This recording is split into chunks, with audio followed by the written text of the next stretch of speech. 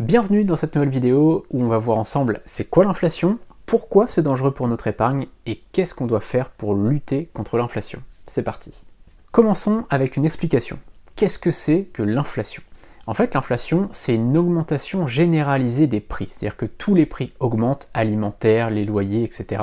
Tout augmente autour de nous et donc ça fait une baisse du pouvoir d'achat, forcément, puisque les salaires ils augmentent un petit peu, mais beaucoup moins par rapport aux prix. C'est-à-dire que les prix ils augmentent comme ça et les salaires ils augmentent comme ça. Donc forcément, si vous voyez un petit peu, on commence ici, les salaires ils augmentent ici, donc un petit peu, et puis les prix ils augmentent beaucoup plus vite. Donc vous voyez qu'au bout d'un moment, en fait, eh bien, le budget des ménages, il est beaucoup plus difficile à faire puisque forcément l'alimentation augmente, tout augmente, le gaz, l'électricité, les matières premières, tout augmente et donc forcément c'est beaucoup plus difficile de s'en sortir. Et donc pour ça on verra comment faire pour lutter contre l'inflation, mais globalement déjà vous avez compris que avec 1000 euros aujourd'hui, on peut faire beaucoup moins de choses qu'avec 1000 euros il y a 2 ans, puisque tout simplement avec la même somme d'argent on peut faire moins de choses. Donc plus ça va, plus notre pouvoir d'achat est limité. Alors pourquoi c'est dangereux pour notre épargne? Eh bien tout simplement parce que le taux des livrets d'épargne est inférieur au taux de l'inflation. On a un taux de l'inflation qui est toujours à un certain niveau, donc plus ou moins élevé, et le taux des livrets d'épargne en fait suit toujours, et c'est toujours en fait inférieur. C'est-à-dire qu'on a toujours le taux des livrets d'épargne qui est ici, le taux de l'inflation qui est là, et en fait on va avoir comme ça une fluctuation, mais en fait les livrets d'épargne sont toujours en dessous. Exception faite quand même pour le LEP, le livret d'épargne populaire.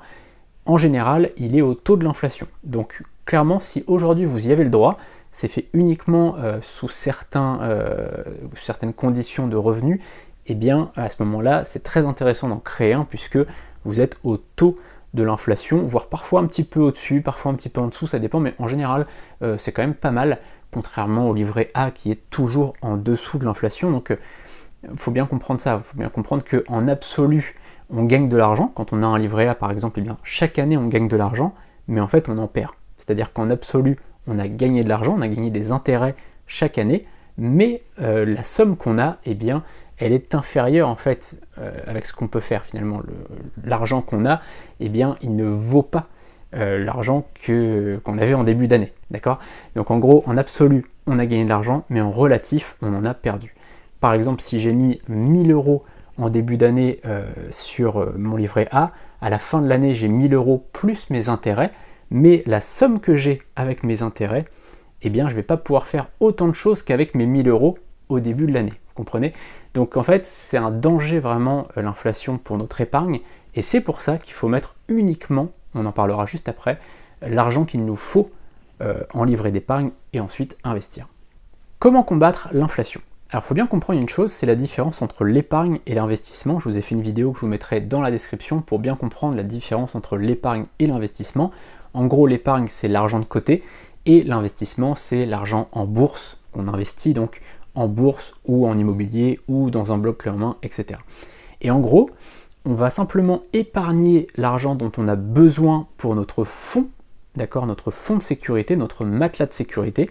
Donc ça, déjà, il nous faut absolument un matelas de sécurité et il nous faut aussi de l'argent en épargne si on a un projet de voyage, si on a un projet de travaux chez soi, etc. Ça, c'est important d'avoir de l'épargne pour tout ça, bien évidemment. Donc tout ça, ça va être de l'épargne. Mais ensuite, une fois qu'on a cette épargne-là, on va investir avec un rendement assez élevé. Alors il faut toujours arbitrer entre le risque, puisque forcément si on a un taux très élevé, parfois il y a un risque qui est plus élevé, mais c'est quand même important d'avoir un taux d'intérêt, ou un taux en tout cas de retour sur investissement qui soit supérieur à l'inflation, puisque sinon on perd de l'argent chaque année. Donc c'est très important par rapport à ça, c'est pour ça d'ailleurs que notre taux de rendement sur notre bloc clé en main est très élevé, parce que quand on regarde un petit peu les taux qu'on peut avoir en bourse, c'est entre 5 et 8%, parfois entre 8 et 10 si on est vraiment très bon en bourse. En immobilier, on peut avoir entre 5% et 12%, on va dire.